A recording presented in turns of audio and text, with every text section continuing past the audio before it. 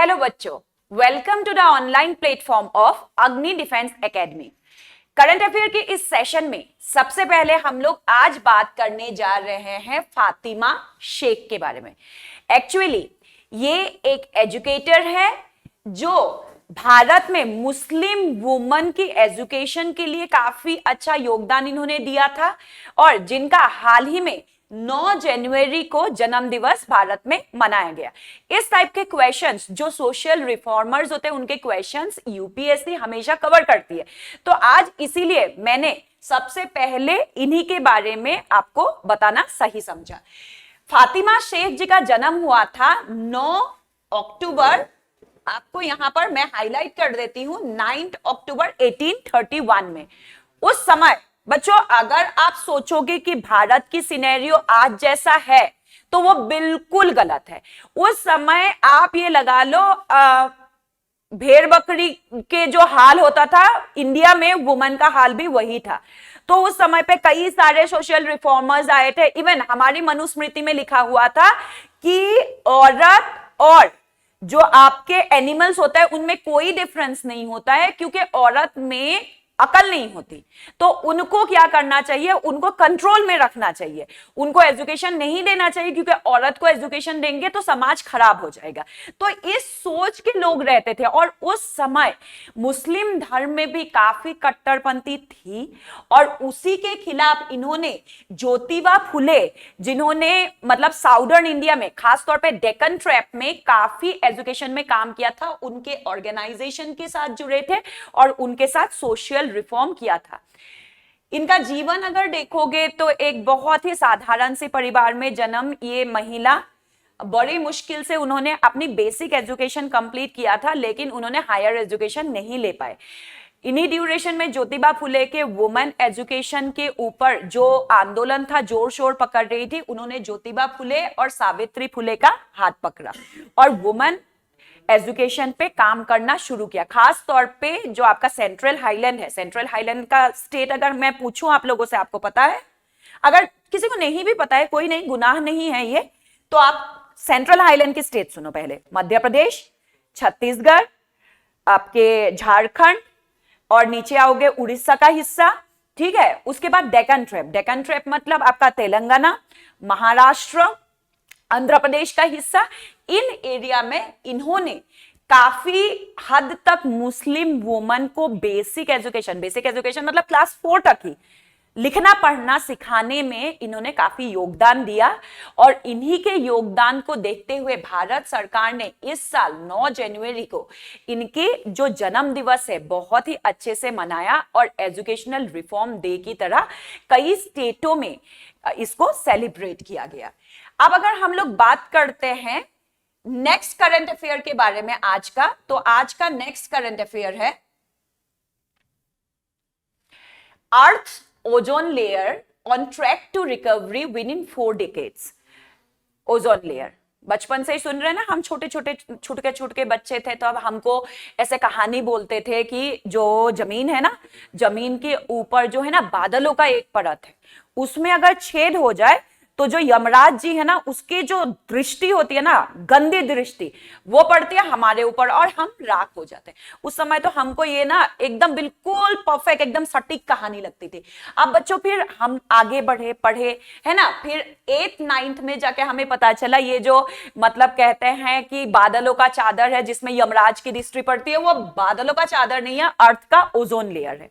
अब ozone layer मुझे लगता है क्योंकि आप लोग कंपटीशन की तैयारी कर रहे हो, आप लोगों को पता होगा, है ना, अर्थ का ओजोन लेयर क्या है।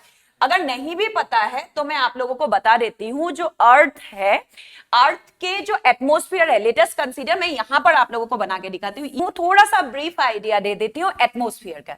लेटेस्ट कंसीडर ये भारत, मतलब ये जो है हमारा गोला है ना, गोला बोले तो ग्लोब, है ना। अब देखो ये अगर जमीन है, ये इसमें पूरा का पूरा अलग अलग देश इस तरीके से आपका अलग अलग देश यहां पर स्थित है ना। अब लेटेस्ट कंसीडर हमने माना ये जमीन है, इस जमीन के ऊपर कई सारे लेयर्स होते हैं, ठीक है। सबसे ऊपर इस तरीके से यहां से लेके यहां तक 20 किलोमीटर के ऊपर तक ट्रोपोस्फियर होता है ना। इस तरीके से अलग अलग लेयर जो है स्ट्रेटोस्फियर होता है, उसके बाद मेसोस्फियर होता है। तो ये जो ट्रोपोस्फियर है, ट्रोपोस्फियर के ऊपर ऑक्सीजन O3 के फॉर्म में एक लेयर होता है जिसको ओजोन लेयर कहते हैं। अब इसका काम क्या है, देखो इस लेयर का काम क्या है, इस लेयर का काम क्या है पता है? आप फौजी बनने जा रहे हो, फौजी का काम जो होता है इस लेयर का काम भी वही होता है। मान लो तुम्हारा प्लेसमेंट हो गया, ठीक, और तुमको प्लेस कर दिया गया, तुम्हारा जो मतलब वर्किंग एरिया दिया गया वो दिया गया टोंगा वैली, अरुणाचल प्रदेश। अब तुम क्या करोगे? इधर कोई चीन है ना जो अपनी हरकतों से बाज आएगा नहीं, है कि नहीं, और इधर को क्या है? भारत। अब उसके अंदर तुम क्या हो? ओजोन लेयर हो, ठीक। चीन तो अपना औकात दिखाता रहेगा, इधर घुसने की कोशिश करता रहेगा, इधर घुसने की कोशिश करता रहेगा, और तुम क्या करोगे? हमारा डिफेंस क्या करता है? उनको धक्का देके वापस करता रहता है ना, भाग यहां से चल, है ना। तो वही चीज ओजोन लेयर करता है। ओजोन लेयर क्या करेगा? देखो ये सूरज है, सूरज की रोशनी आ रही है, सूरज की रोशनी में जरूरी नहीं है सारे अच्छे ही हो, ठीक है। एक इंसान जैसे तुम्हारी अगर हम लोग अभी के लौंडों की हम लोग एग्जांपल ले लेते हैं। देखो एक लौंडा है, बहुत अच्छा, बहुत बढ़िया, हमारी बहुत इज्जत करता है ना, भास्कर जैसा बिल्कुल, ठीक है। तो वो जो लड़का है वो टीचर की तो बहुत इज्जत करता है, लेकिन मार्केट में जाता है तो क्या करता है? वो अखियां में मिलाता है ना, चिल्लम चिल्ली करता है, ठीक है, लड़कियां देखी नहीं एक्सरे उतारता है। अब भास्कर के पास पॉजिटिव और नेगेटिव दोनों ही गुण है ना। कोई भी इंसान है वो क्या है? गलतियों का पुतला है। अब मैं तुम लोगों से बहुत बात करती हूं, है कि नहीं, हो सकता है मैं बहुत खूंखार औरत हूं, हो सकता है मुझे गुस्सा आए तो मैं एकदम खूंखार, एकदम दायन, एकदम चुड़ैल बन जाती हूं, ऐसा भी हो सकता है ना। तो इंसान के अंदर हर प्रकार के गुण होते हैं, तो सूरज तो बच नहीं सकता। देखो सूरज के अंदर भी हर प्रकार के गुण होते हैं। तो इसकी रोशनियों में कई प्रकार की रोशनी होती है। कुछ रोशनी अच्छी होती है जो हमारे लिए बहुत बेहतरीन है, एकदम हमको मतलब हमारा दिल गार्डन गार्डन कर देता है, और कुछ रोशनी होती है बहुत ही बेकार, है ना।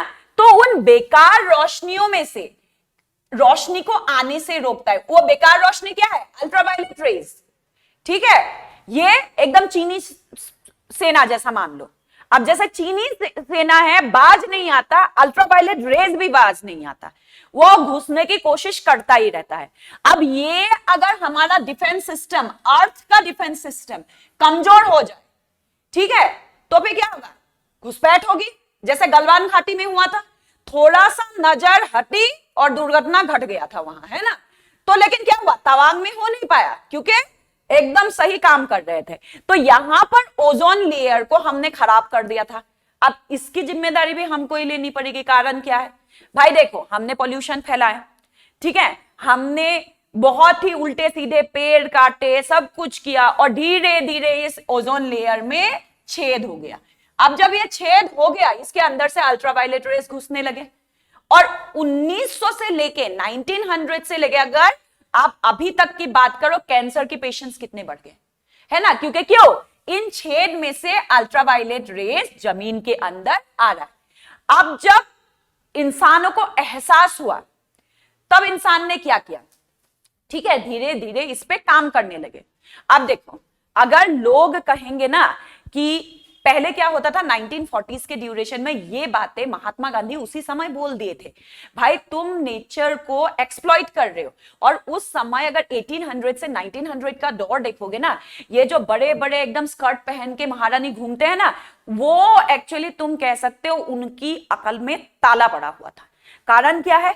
देखो इंग्लैंड, फ्रांस, ये कॉलोनीज बना रहे थे और नेचर को एक्सप्लॉइट कर रहे थे, और वो ये कहते थे नेचर अपार है, हम जितना पेड़ काटेंगे और उगेगा, हम फिर काटेंगे और उगेगा। उस समय एक प्रो थिंकर थे, और वो प्रो थिंकर कौन था? अपना बापू। उन्होंने बोला था करो नेचर को एक्सप्लॉइट, एक ना एक दिन इसकी कीमत तुम्हें चुकता करनी होगी। आज महात्मा गांधी को इसीलिए प्रो थिंकर कहा जाता है। कारण क्या है? महात्मा गांधी ने 50 साल बाद क्या होगा, 100 साल बाद क्या होगा उस समय कह दिया था। बात वही हुई, नेचर को एक्सप्लॉइट हम करते गए करते गए करते गए, और उसके बाद क्या हुआ, नेचर ने अपना रंग दिखाना शुरू कर दिया। और फिर क्या हुआ, इस दुनिया में कई प्रकार के महामारी हुए। उन महामारियों में कैंसर बहुत बड़ी है, आज देखो हर दूसरे घर में कैंसर है। अगर तुम अपने दादा दादियों से पूछोगे ना पुराने जमाने में कैंसर क्या होता था, उनको नहीं पता कैंसर क्या होता था, क्योंकि उस समय होता ही नहीं था। हमने अपने कर्मों से कैंसर को प्रोड्यूस किया है। अब क्या हुआ, लोगों को अकल आ गई, भाई इस लेयर को तो प्रोटेक्ट करना पड़ेगा।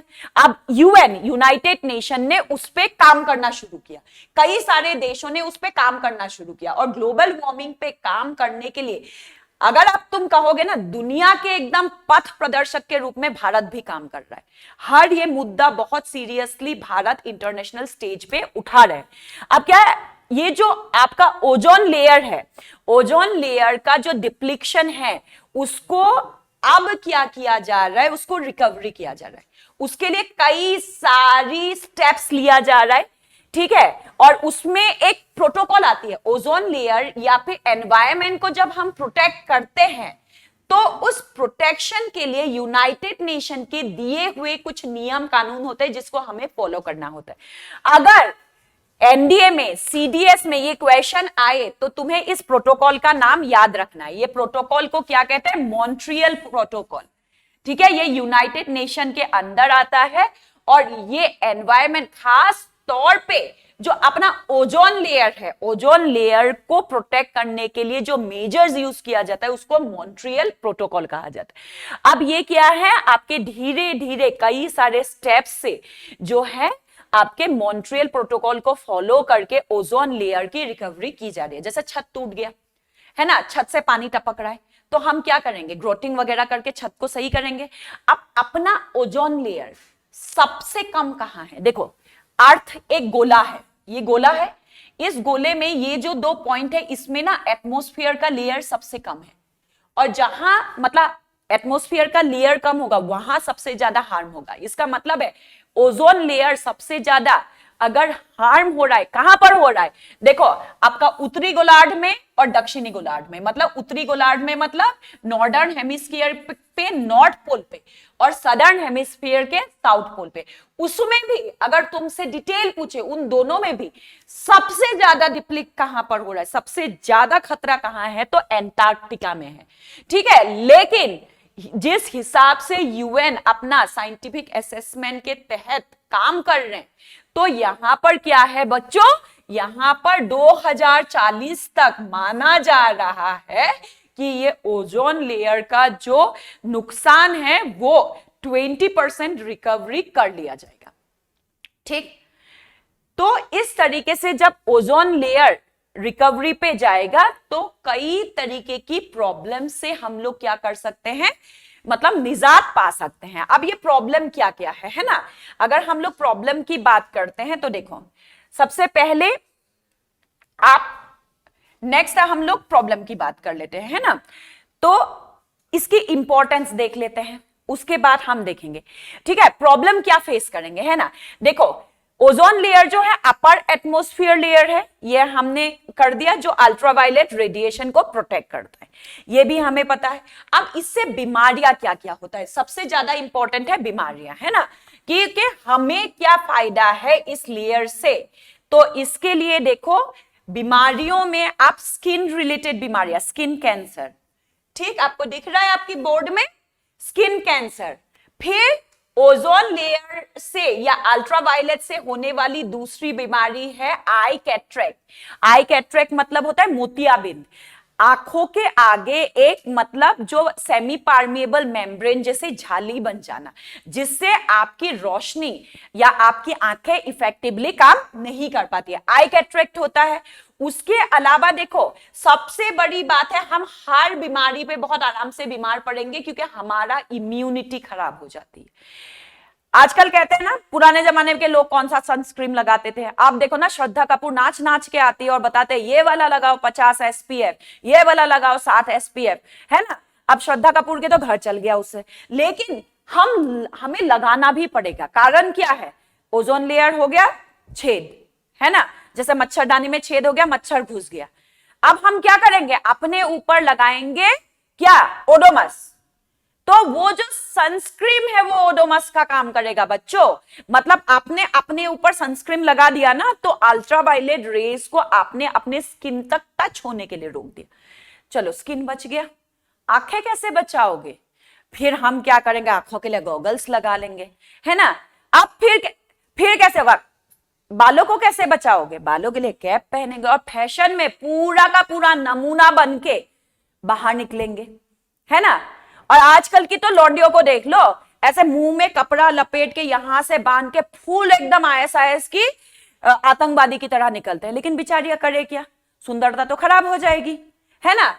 अब उस सुंदरता को रोकने के लिए हम क्या कर सकते हैं, पेड़ लगा ले बेटे, ठीक है, सब बढ़िया हो जाएगा। जितना पेड़ लगाओगे उतना ही एनवायरनमेंट क्या हो जाएगा, प्रोटेक्ट हो जाएगा। तो आपको वही हजार रुपए की सनस्क्रीन खरीदने की जरूरत भी ना पड़ने की, ठीक है। तो ये जो हो गया, उसके अलावा देखो ये एग्रीकल्चरल लैंड का जो होता है ना, हमारा खेत होता है, जमीन की उर्वरता खत्म करती है, ठीक है। अल्ट्रावायलेट रेज आया, किसी को टकराया नहीं, जमीन पे टकराया। अब जमीन में टकराया तो बेचारी जमीन का भी उर्वरता खत्म कर देती है। तो जो भी सामान उगेगा, जो खेत हुआ, उसमें हमें फिर केमिकल डालना पड़ेगा उसको अच्छा करने के लिए। फिर केमिकल डालेंगे, फिर हम दुनिया को बोलते रहेंगे देखो आजकल के खाने में वो ताकत नहीं है, क्योंकि क्यों, ये सारे के सारे कारनामा एक ही बंदा कर रहा। कौन कर रहा, बंदा बंदी जो भी कह लो इसको, अल्ट्रावायलेट रेज। और इसी को रोकने का काम करता है ओजोन लेयर। अब देखो, अब आते हैं थोड़ा सा इंपॉर्टेंस है सीडीएस के पेपर के लिए या हायर लेवल के यूपीएससी के पेपर के लिए, वो है मॉन्ट्रियल प्रोटोकॉल, ठीक है। मॉन्ट्रियल प्रोटोकॉल क्या है, मैंने तुम्हें ऑलरेडी बता दिया है। ओजोन लेवल, ओजोन लेयर में जो छेद हो रहा है उसको रोकने के लिए, या उसको जो मतलब रिकवरी है उसको भरपाई करने के लिए, जो हम लोग साइंटिफिक तरीके से इसको मतलब मरम्मत कर रहे हैं, उसके लिए कुछ नियम कानून बनाया गया है, जिसको क्या कहा जाता है, मॉन्ट्रियल प्रोटोकॉल कहा जाता है। यह प्रोटोकॉल कब मतलब एडॉप्ट किया गया था, 1987 में। और मेन मकसद क्या था, ओजोन का जो लेयर खराब हो रहा है, खास तौर पे क्लोरोफ्लोरोकार्बन। पुराने जमाने के जो फ्रिज होते थे ना, उसके पीछे से भी क्लोरोफ्लोरोकार्बन निकलता था, एसीज में भी निकलता था, अभी भी निकलता है, ऐसा नहीं है बंद हो गया है, लेकिन अभी इसका जो मतलब निकलने का एमिशन का मात्रा है वो कम हो गया है, ठीक है। तो ये जो क्लोरोफ्लोरोकार्बन है मेनली कहां से, रेफ्रिजरेटर से, फिर इंसुलेशन से, मतलब जब आप बिल्डिंग मटेरियल आप यूज करते हो, बिल्डिंग बनाते हो, वहां से क्लोरोफ्लोरोकार्बन, और बड़े बड़े इंडस्ट्रीज, केमिकल इंडस्ट्रीज से क्लोरोफ्लोरोकार्बन निकलता है। और यही क्लोरोफ्लोरोकार्बन है सीएफसी, जो आपके उस ओजोन लेयर में छेद करता है। और इसको रोकने के लिए जो आपके स्टेप्स लिया जाता है उसी को कहा जाता है मॉन्ट्रियल प्रोटोकॉल, ठीक है। और मॉन्ट्रियल प्रोटोकॉल के तहत मतलब सबसे ज्यादा कोशिश किया करा जा रहा है कि जो एरिया मतलब खास तौर पे जिन एरियाओं में आपके नेचुरली या एनवायरनमेंट प्रोटेक्ट नहीं है, पेड़ पौधे कम है, उसके अगल बगल वो एरिया जहां पर पेड़ पौधे हो सकते हैं, जहां पर आप मतलब एनवायरनमेंट को अपग्रेड कर सकते हैं, तो उन एरियाओं के एनवायरनमेंट को अपग्रेड किया जाए। जिससे मान लो रेगिस्तान है, रेगिस्तान में तो तुम जाके केले का पेड़ लगाओगे नहीं, और तुम लगाओगे तो तुम तो बहुत ही बुड़बक कहलाओगे, है ना। तो रेगिस्तान में तो कुछ नहीं हो सकता, लेकिन हमारे रेगिस्तान के बगल में गंगा यमुना दोआब है, क्यों नहीं लगाया जा सकता भाई। तो गंगा यमुना दोआब को अपलिफ्ट करेंगे ना, तो क्या होगा, प्रेसिपिटेशन होगा वहां पर, मतलब वो एरिया भी जो बगल में डेजर्ट है उस एरिया को भी क्या मिलेगा, एनवायरनमेंट जो गंगा यमुना दोआब में सही हुआ है उसका इंपैक्ट उस पर भी पड़ेगा। उसी तरीके से पूरे ऑल ओवर इंडिया में, ऑल ओवर वर्ल्ड में सॉरी, कई सारी जगह आपके मतलब ढूंढा गया है, और उन ढूंढ के इन जगहों पे नेचुरली क्या किया जा रहा है, काफी नेचर को, एनवायरनमेंट को डेवलप किया जा रहा है, जिसके तहत क्या किया कई सारे स्टेप्स लिए जा रहे हैं, जिसको कहा जाता है मॉन्ट्रियल प्रोटोकॉल। एकदम बरोबर समझ में आ गया होगा, आम भाषा में बताया। अब आते हैं नेक्स्ट, ठीक है। अब देखो नेक्स्ट अगर हम लोग बात करते हैं बच्चे, तो हिंदी दिवस। हिंदी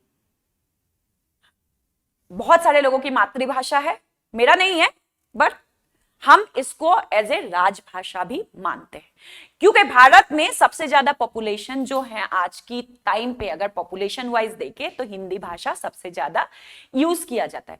लेकिन क्या हिंदी भाषा यूज करने वाले लोग कॉन्फिडेंट हैं या उनको कहीं ना कहीं इंफीरियरिटी कॉम्प्लेक्स होता है? बिल्कुल होता है। ये पता है क्या है, ये सारी जो गोबर का घोल है ना, वो हमारे भेजे में ब्रिटिशर्स घुसा के गए। ठीक है, जब अंग्रेज भारत में थे ना, तो अंग्रेजों ने भारतीयों के मन को ना इस तरीके से गुलाम बना लिया था कि उन्होंने मतलब भारतीयों के मन में घुसेड़ दिया था। भारत की भाषा बोलने वाला गवार, ठीक है, भारत के संस्कृति को निभाने वाला गवार, भारतीय स्टाइल से कपड़े पहनने वाला गवार।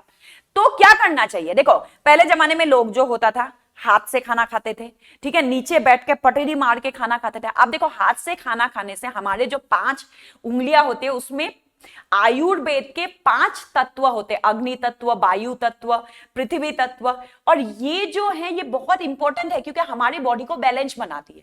तो हाथ से खाना खाने से ये जब एक्यूप्रेशर पॉइंट दबता है तो क्या होता है, हमें कई सारी बीमारियों से बचाते हैं। लेकिन अंग्रेज आए, अंग्रेजों ने देखा, देखो किसी भी देश को गुलाम बनाने के लिए लोगों को मेंटली गुलाम बनाना बहुत जरूरी है। तो उन्होंने देखा कि भारत में बहुत पैसा है, लूटना पड़ेगा, एकदम समेट के लेके जाएंगे। लेकिन कैसे लूट के लेके जाएंगे? जब आम जनता को हम मतलब दिमाग से हमारा गुलाम बना लेंगे। और उसके लिए उन्होंने धीरे धीरे धीरे धीरे भारतीयों के मन में कुछ मिथ बैठा दिया। उन मिथ में से एक ऐसा था कि नीचे बैठ के हाथ से खाना खाने वाला गवार है।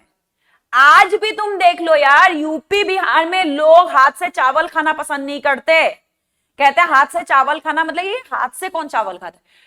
खाना हाथ से ही खाना चाहिए, साइंस मानती है। लेकिन अंग्रेजों ने क्या बोला? हाथ से खाना खाना गवार है। तो हमें क्या खाना चाहिए? स्पून से खाना चाहिए। हमें डाइनिंग टेबल पे बैठ के खाना चाहिए, पटरी मार के नीचे खाने की बजाय। ठीक है, उसी तरीके से उन्होंने एक आम जनता के दिमाग में चीज डाली थी कि जो अंग्रेजी बोलेगा वही जो है एजुकेटेड माना जाएगा, जो अंग्रेजी नहीं बोलेगा उसको तो गवार कहा जाता है। तो हमारी आम जनता के मन में आज भी ये जो है, मतलब आप लगा लो, ये इंफीरियरिटी कॉम्प्लेक्स है। इसी को खत्म करने के लिए क्या है, आपके हिंदी दिवस मनाया जाता है, विश्व हिंदी दिवस। देखो 10 जनवरी को मनाया जाता है विश्व हिंदी दिवस। अब ये कब से मनाया जाता है? 1949 से इसको मतलब मनाया गया है। और यूनाइटेड नेशन जनरल असेंबली में, यूनाइटेड नेशन मतलब राष्ट्र संघ के जनरल असेंबली में इसको ये डेट दिया गया था कि 10 जनवरी जो है उसको विश्व हिंदी दिवस के तहत मनाया जाएगा। और ये भारत सरकार का प्रपोजल था कि आप हिंदी दिवस को मनाओ। ठीक है, अब हिंदी दिवस के, अब हमने देखा हिंदी दिवस क्यों मनाया जाता है ना, 1949 से मनाया जाता है। लेकिन वो उस समय पे हमने यूएनजीसी से तो वो ले लिया था, यूएनजीए से ले लिया था ऑफिशियल डेट, लेकिन पूरी दुनिया में नहीं मनाया जाता था। फिर भारत सरकार ने दोबारा इस पे, क्योंकि हिंदी एक ऐसी भाषा है जो प्योर फॉर्म में, मतलब संस्कृत का बहुत बड़ा इंपैक्ट है। और आपको पता होगा कि संस्कृत जो है दुनिया के one of the oldest written language कहा जाता है ना। तो फिर इसी को आगे प्रमोट करने के लिए 1975 में आपकी जो भारत सरकार है उन्होंने सबसे पहली बार वर्ल्ड हिंदी कॉन्फ्रेंस मनाया। कहां पर? नागपुर में। ये एनडीए के हिसाब से बहुत ज्यादा इंपॉर्टेंट एक पॉइंट हो सकता है कि पहली जो है वर्ल्ड हिंदी कॉन्फ्रेंस कब मनाया गया था और कहां मनाया गया था? 1975 में नागपुर में फर्स्ट वर्ल्ड हिंदी कॉन्फ्रेंस मनाया गया था। ठीक है, और लोगों को बताया गया था कि हिंदी अच्छी भाषा है, हिंदी भाषा बोलने वाले को गर्व महसूस होना चाहिए। ठीक है, आजकल कैसा चूहे चूहे से बच्चों को देख लो। ठीक है, खिड़की बोलोगे नहीं समझ में आता, विंडो बोलो, पर्दा बोलो समझ में नहीं आता, क्या बोलो? कर्टेन बोलो। क्योंकि हमने, और देखो अगर हम हिंदी भाषी लोग हिंदी को छोड़ देंगे तो कौन बोलेगा? रशिया के लोग थोड़ी ना हिंदी बोलने आएंगे। और अपन लोगों की तो अभी तो बॉलीवुड में इतना बुरा हाल हो गया ना, हिंदी गानों के नाम पे इतनी भद्दी लैंग्वेज का यूज होता है, लेकिन हिंदी अगर साहित्य देखोगे, प्रेमचंद की गोदान को देखोगे, तब आपको समझ में आएगा हिंदी साहित्य की महिमा क्या है, कितना एक मतलब विशाल लैंग्वेज है, कितना इसका महान लैंग्वेज है, और इसी को हम बोलने से हिचकिचाते हैं, है ना। अब बचपन से ही हम लोग फोर्स करते हैं अपने बच्चों को कि इंग्लिश बोलो, इंग्लिश, अरे इंग्लिश भाषा है, दूसरों का भाषा है, आ जाएगा, क्या हो गया, अपनी भाषा ना आए तो उससे तो शर्म मर जानी चाहिए हमको, है कि नहीं। आप देखो सीधी सी बात है, अगर हम ही अपना ना भाषा बोले तो दुनिया कौन सा हमारा भाषा को अपना लेगी, तो भारत का नाम, हिंदुस्तान का नाम कहां रह जाएगा, हिंदी ही नहीं रहेगी। तो इसी चीज को बहुत ही ज्यादा इंपॉर्टेंस से लेके इस डे को मनाया गया। अब क्यों, अगर आप देखोगे क्यों मनाया गया, तो एक यूनिवर्सल लैंग्वेज की तरह से इसको प्रमोट करने के लिए मनाया गया, क्योंकि इंडियन लैंग्वेज जो है, इंडियन लैंग्वेज में अभी 22 कॉन्स्टिट्यूशनल लैंग्वेज है, और 22 के 22 कॉन्स्टिट्यूशनल लैंग्वेज संस्कृत से निकली हुई भाषाएं हैं, ठीक है। और उसका भी सबसे ज्यादा यूज जो भाषा है हिंदी भाषा है, ठीक है। अगर रशियन, देखो रशिया क्यों डेवलप कर रहा, चाइना क्यों डेवलप कर रहा है, क्योंकि उनके लोगों के अंदर नेशनलिटी भरी पड़ी है। राष्ट्र कोई जमीन का टुकड़ा नहीं होता, राष्ट्र एक भावना होता है, राष्ट्र एक इमोशन होता है। रशिया के लोग रशियन लैंग्वेज में बात करते हैं। आप पुतिन को देख लो, पुतिन जो है वो हमेशा रशियन लैंग्वेज में बात करते हैं, लेकिन अगर आप इंडिया के पॉलिटिशियन को देखोगे तो वो हमेशा ट्राई करते हैं दिखाने के लिए कि हम पढ़े लिखे हैं, हम अंग्रेजी ही बोलेंगे, ठीक है। यही तो कमी है, हम अपने जो मतलब हमारा धरोहर है उसको पकड़ना, उसको प्रमोट करना अच्छा नहीं मानते, ठीक है। ये हमारी भाषा है, हमको ही बोलना है, और इसी को एनकरेज करने के लिए, इसी फीलिंग को एनकरेज करने के लिए, इसी इमोशन को एनकरेज करने के लिए जो है वर्ल्ड हिंदी डे सेलिब्रेट किया जाता है। मुझे उम्मीद है आज के ये तीनों करंट अफेयर से आपको कई सारे ज्योग्राफिकल नॉलेज मिला होगा, और आपके जो मतलब बेसिक कॉन्सेप्ट नॉलेज है वो बढ़ा होगा।